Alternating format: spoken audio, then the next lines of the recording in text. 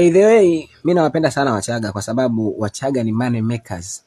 Hivyo unajua Mchaga ndo mtu ambaye anaweza kawa na 99 mfukoni, alafu asile siku nzima mpaka atakapopata buku la kujazia iwe laki.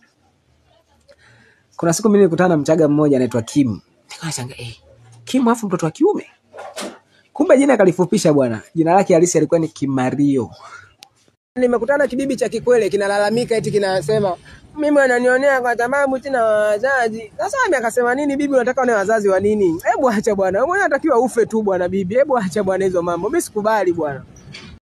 Sasa hizi kila demo asiyekuwa na afya anajiita misi. Hebu acheni bwana. Nyewe ni wembamba bwana. Hebu kuleni bwana. Mimi sikubali bwana. Madada na nyewe bwana mpunguze shobo bwana. Unamwona mwanaume umjui, unaanza kumsifia kaka ana macho mazuri. Wengine wanasizi wanakula bangi bwana. Acheni bwana. Mimi sikubali bwana.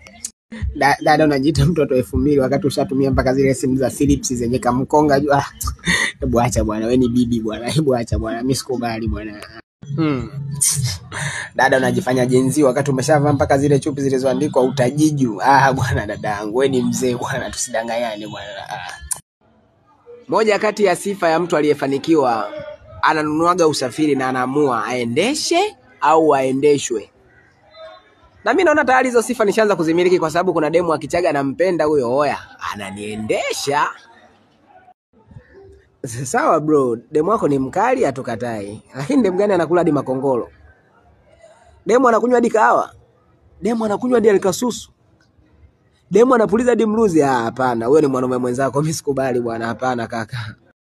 Mademu wa Uswahilini wananichosha kishenzi. Yaani unakuta demu anakula ugali na kachumbari wakati mguuni kavaa kikuku. Harmonize ni bouncer kuliko mabodyguard wake. Yaani ukija Tanzania kama ulikuwa umjui Harmonize kapita geng yake ile, unaweza kusema hawa Tanzania hawajui kanuni za ulinzi. Yaani bouncer ndo anatangulia. Kumbe ndo bosi. Singeli inatuharibia sana wazee wetu. Mimi nirudi mkoani nikamkuta baba anaimba ile nyimbo ya Lambo na wa Vietnam tukimaliza na tunamaliza na. Nikamwambia baba, unajua maana yake hiyo nyimbo? Akasema hata sijui. Kwani maana yake nini? Nikamwambia mimi mwenyewe hata sijui. Akasema asiyejua maana usimpe maana. Kamwambia ndo maana yake. Wanaume tuna akili sana. Wanaume kuna muda tunawapaga zawadi wanawake ya maua. Sio kwamba tunawapenda sana. Sisi tunaamini nyinyi ni kama nyuki. Kwa hiyo tunawapa zawadi ya maua ili mkatengeneze asali. Baadaye mje kutupa utamu. Hivi ulishawahi kuwaza kwamba kwa nini Tanzania kuna idadi kubwa ya Wakongomani hawana pasipoti na wala hawana vibali vya kuishi, ila wapo tu? Mimi nimewaza bwana, nikafikiria kumbe serikali iliona mbali sana. Tatizo la nguvu za kiume ni tatizo la kitaifa. Sasa bro, tuwafukuze Wakongomani, vumbi tutapataje?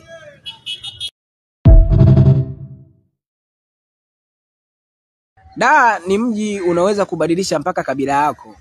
Yaani unaweza kutoka Kigoma huko ni mshamba unafika mjini unaanza kupendeza nini, unasikia watu wa mwanangu umetoka Kigoma mshamba ila sasa hivi umeanza kuwa Mnyamwezi.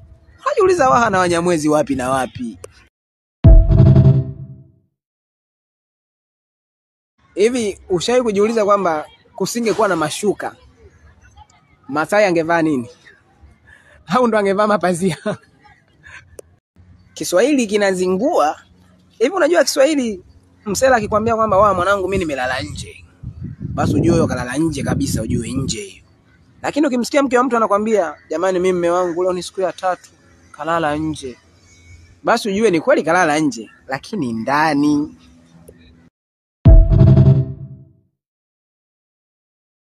Kuna watu wanakuaga wanaongea ujinga eti wanasema wewe mwanangu tulikuwa tunasoma hesabu za maumbo shuleni, sasa zimetusaidia nini kwenye maisha? Brother, badilisha utaratibu wa kuishi. Huwezi kujua umuhimu wa hesabu za maumbo kama una demu mwenye shape.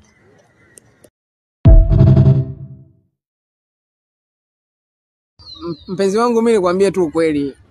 Uko peke yako na sikuchiti, ni kweli. Lakini siku utakaothubutu kuniacha, muda huo utakaoniacha ndo muda huo nitakaotangaza penzi jipya. Mimi ni mwaminifu bwana. Vijana wengi tunapenda mademu akishua kwa sababu tunapenda sana mteremko. Ila mimi nilipokuja kugundua kumbe wale mademu akishua sio washua. Hawana hela, wenye hela ni wazazi wao. Kwa sasa hivi nikiona demu akishua napambana sana niwapende wazazi wake kwa sababu si ndo wenye hela.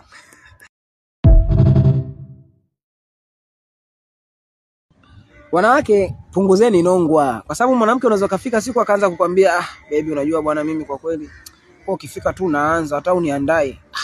Yaani sasa mimi nijiandae mimi na wewe nikuandae. Acheni bwana, kila mtu ajiandae kwa mpango wake. Mimi sikubali bwana, mimi sikubali.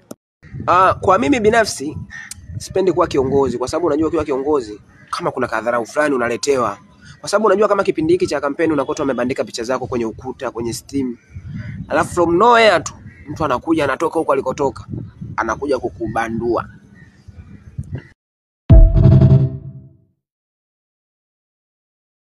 By the way, vijana tujitume, kwa sababu nakumbuka babangu alikuwa kwenye tume fulani. Kuna siku alikaa wakapanga kuna mtu wa mtume. Oya jamaa alitumwa mpaka akasema mtume, mtoto wa Mwandambo nachoka mimi. Kwenye hii dunia watu weusi tutaendelea kuteseka mpaka siku ya kufa. Kwa mfano P Diddy alikamatwa akafungwa eti kwa sababu alikamatwa na vichupa vya mafuta. Vichupa vidogo kama 1000. Lakini muda huo kuna Waarabu wanamiliki visima vya mafuta na wakamatwi. Acheni bwana.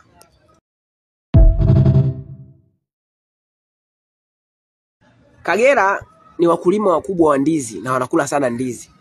Na mimi nanifanyaga yeye ni muamini hata ule mtu aliyesema kwamba binadamu tulitokana na nyani.